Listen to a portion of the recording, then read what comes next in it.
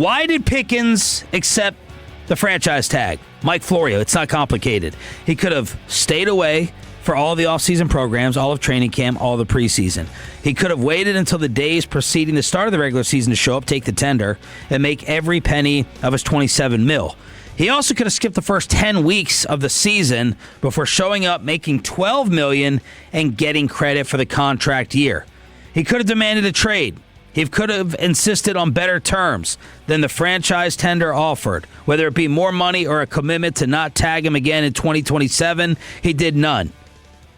He's under contract now. He can still skip the mandatory minicamp, but he'll be fined. He can skip days of training camp. Again, he'll be fined. He could have done that without accepting the franchise tag, but the inescapable message is this. He's handling the situation like Dak did in 2020. Accept the circumstances, show up, work hard, and see what happens in 2027.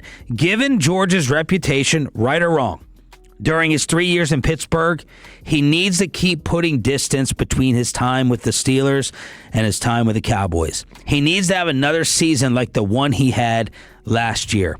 And even though the tag for the receiver position falls $15 million short of the new money APY for the top of the receiver market, George will make more than anyone ever would have thought he'd make before he was traded to the Cowboys last May. And so the play is simple. Play well enough this year to put the Cowboys in a bind next year. They can sign him to a long-term deal or tag Pickens again at a 20% bump, and he'll make $32 million. They surely would not tag him for a third year. That'd be $47 million. So he bookends 3 up-and-down years in Pittsburgh with 3 strong seasons in Dallas, and he hits the market. He will have just turned 27. He'll have gas in the tank and more than $60 million in the bank before hitting the open market. That, Mike Florio writes, is why he signed the tender. That's the best play. Given the way his career began, it's the only play. I think I'm going to end up, and maybe already am, wrong about what his value would have been perceived to be on the market this year, given the lack of teams that called.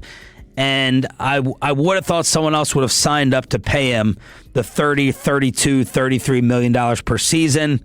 And that's probably, I guess, not the case. Well, it's like we talked about with RJ the other day, where when RJ was, I was trying to say, the reservations are exactly the same as they were last year. Right or wrong, they're the same. Yeah, and that's where I'm wrong, because I'm like, no, like he had a year of pretty good behavior with a quarterback, so we didn't see the on and off the field tantrums. So, and that's the thing. Choppy and I were trying to write probably too much off to no quarterback in Pittsburgh. And Choppy probably still is. Yeah, I wouldn't. Choppy's not believing any inside info you tell him. Yeah, he's getting cut off. He's not believing. He's kind of dismissing it with an attitude to you too. You guys saw what happened to Jermod McCoy in the draft, right? And then that was a sad thing. I'm not saying that like what happened to him, but like you said that was going to happen. I want y'all to just go back to like 8 weeks ago when we would start talking about Jermod McCoy and the attitude Choppy used to give over that.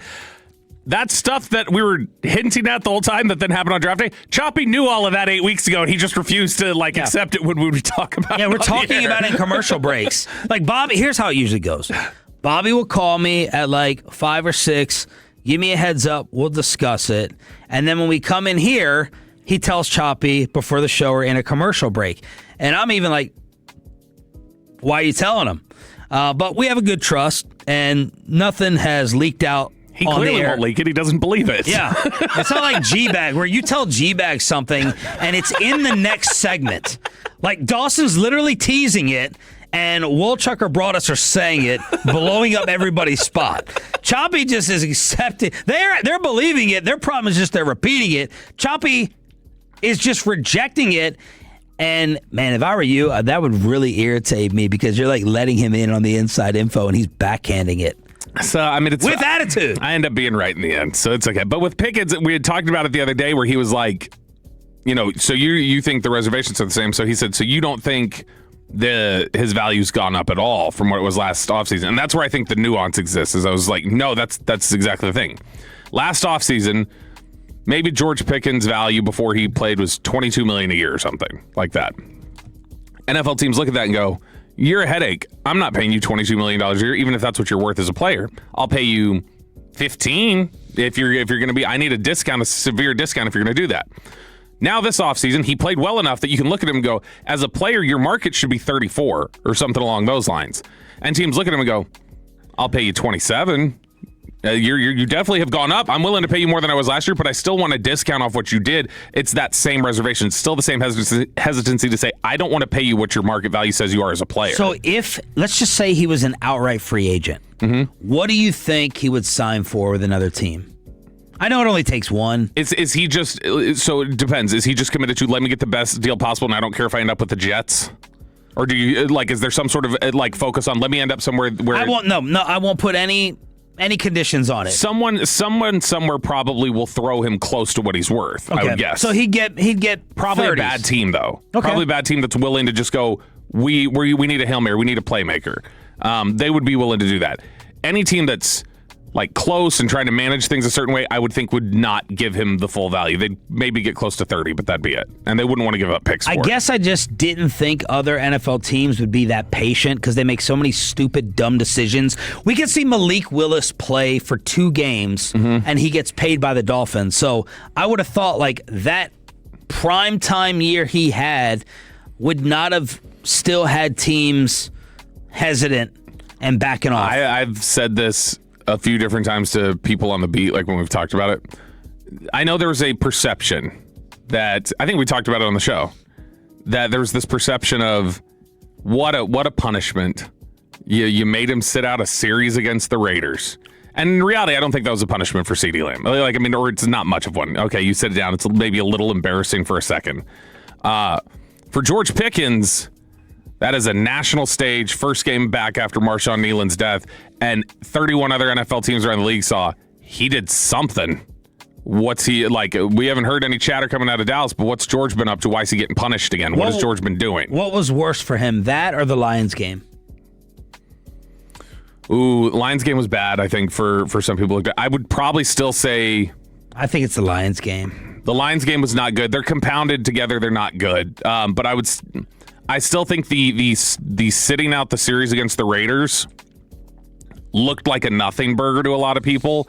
It was a public signal that, hey, this guy that you all around the league think maybe he's been a little bit quieter this year, look, this is a clue that maybe he's not. And not that was the ultimate, hey, let's signal to other teams to do this, but that I think that is a punishment. You're being punished publicly, and that in and of itself is something you want to avoid. And so I think that it carried more weight for Pickens sitting out that drive than it did CD, because other teams start going, what's he doing over there again? Is he doing Pittsburgh stuff again? And that was a problem. Let's go behind the scenes with Caleb Downs. Mike Florio, ProFootballTalk.com, will join us at 8. Yeah, so this was a documentary that I guess he's got a partnership with DAZN, and it's like this. He's done podcasts with his brother Josh Downs, and this was like a 20-minute mini movie, a documentary that was following around his family and him while they were getting ready the day of the draft. So it's just kind of behind the scenes footage of him getting his suit and talking to people. But there were a couple of different clips in here that I thought were pretty interesting. We were all trying to figure out where was Caleb Downs going to go.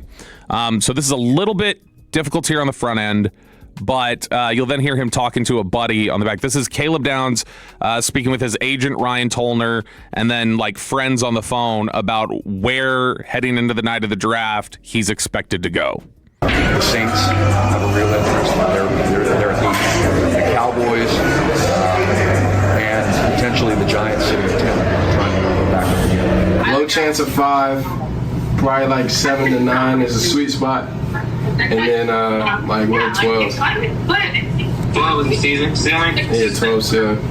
If Dallas stay at 12, you going to... That'd be tough.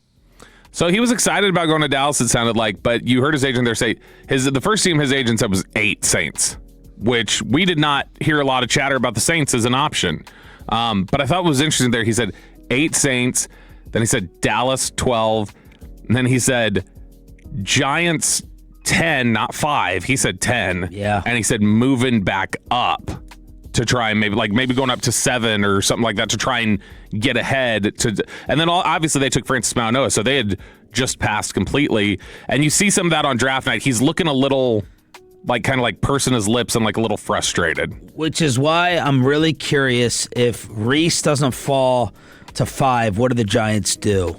That's probably Is it what Love? that's probably what adjusted things was. They ended up taking. They thought maybe they were going to get Love to fall to them. They didn't believe the Cardinals side. Maybe they were wanting to take Carnell Tate. And then what ultimately happened was when they got Reese to fall to him, then it was like, well, we needed one offensive and one defensive. We're planning on taking Tate or Love there at 5. We've taken the defensive player down. Now we got to switch. Yeah, when you go back, this is a Bill Simmons exercise, the what ifs and how it affects, the future. Cincinnati's trade,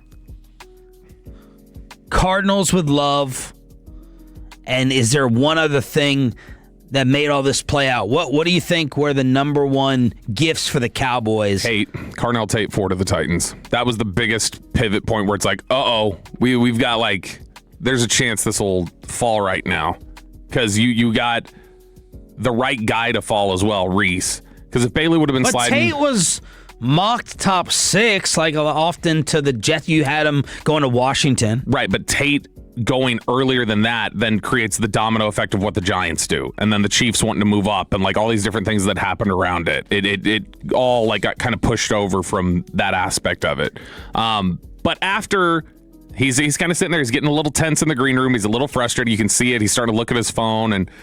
He's trying to mellow out. He's singing along with Sweet Caroline as his family's talking to him. He's like, I'm good. But his family's looking like they're sweating a little bit because it's obviously gotten past 10 now, and he still hasn't gone. 10 teams. Well, he gets the call from Dallas, so we've all heard the draft phone call. He's hyped. They're all excited for him and everything. Then he stands up, and they're getting ready for the scene where, you get the phone call, but then you got to look surprised when they announce your name. So they're getting ready for the scene. And while he's getting ready, they're kind of talking logistics, and you can hear the competitor in him come out when he starts thinking about how he went 11th instead of earlier. They traded with Miami. They traded with Miami? Yeah.